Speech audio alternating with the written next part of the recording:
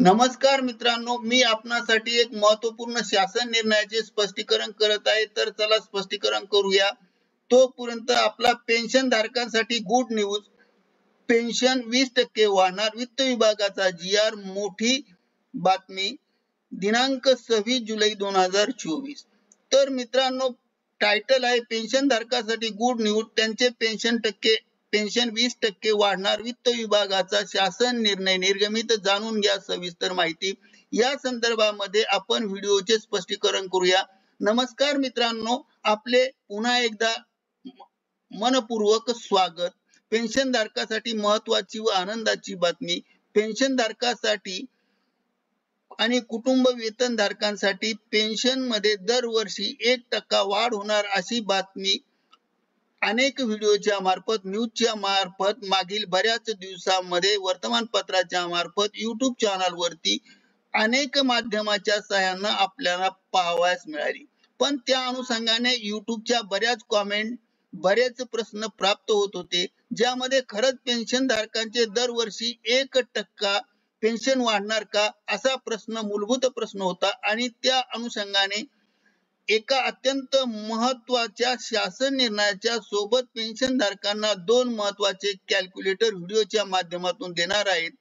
तर निश्चितच पेन्शनच्या संदर्भामध्ये कदाचित हा व्हिडिओ आपणासाठी अत्यंत महत्त्वाचा असेल आणि म्हणूनच आपणासाठी हे एक महत्त्वाचे अपडेट आहे आणि अत्यंत महत्त्वाचे आहे.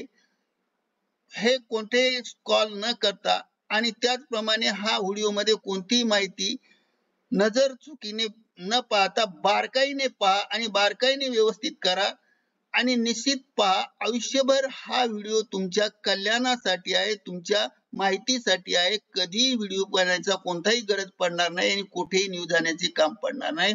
संपूर्ण व्हिडिओ काय आहे?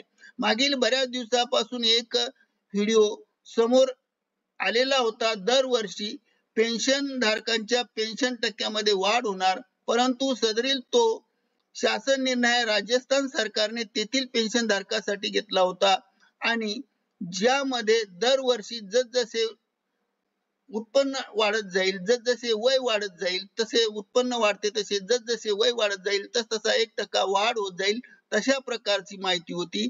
परंतु असा महाराष्ट्र शासनाचे कुठेही शासन निर्णय नाहीत. म्हणून महाराष्ट्र शासनाने या संदर्भात वेगळाच शासन निर्णय निर्गमित केला आहे.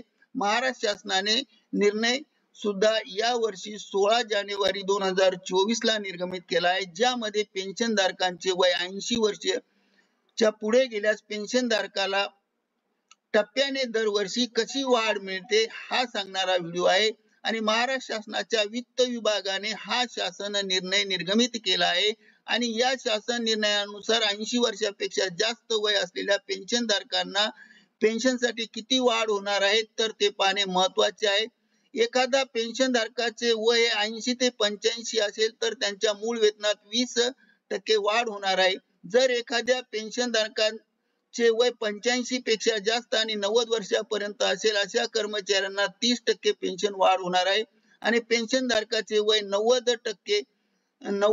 पेन्शन धारकाचे वय हे 90 वर्षापेक्षा जास्त आणि 95 वर्षापर्यंत असेल तर अशा पेन्शन धारकांच्या मूळ वेतन हे 40% वाढेल. त्याचबरोबर पेन्शन धारकाचे वय हे 95 पेक्षा अधिक आणि 100 वर्षापर्यंत असेल तर त्यांच्या मूळ वेतनात 50% होईल.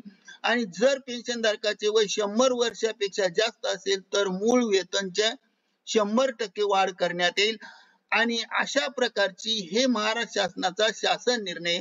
आता प्रश्न उरला की हे मूळ वेतन कसं वाढायचं, 95 च्या गटामध्ये कसं वाढेल, त्यानंतर 80 च्या गटात कसं वाढेल, मूळ वेतन कसं काय, यासाठी एक कॅल्क्युलेटर दिला आहे. यासाठी 2 महत्त्वाचे प्रश्न आहे. आपलं मूळ वेतन किती वाढेल, आपल्या खात्यात किती रक्कम जमा होईल. बऱ्याच वेळेस पेन्शन धारक हे बाहेर गावी असतात, आपल्या खात्यात किती पैसे जमा होतात त्यांना माहित होत नसतात आणि त्यांना यांचं गणित माहित नसतं. त्यामुळे आपण यासाठी एक कॅल्क्युलेटर दिला आहे आणि या कॅल्क्युलेटरच्या माध्यमातून तुमच्या सर्व प्रश्नाचे उत्तर तुम्हाला पाहायला मिळेल. तर मी आपणासाठी कॅल्क्युलेटर ओपन करतो आहे.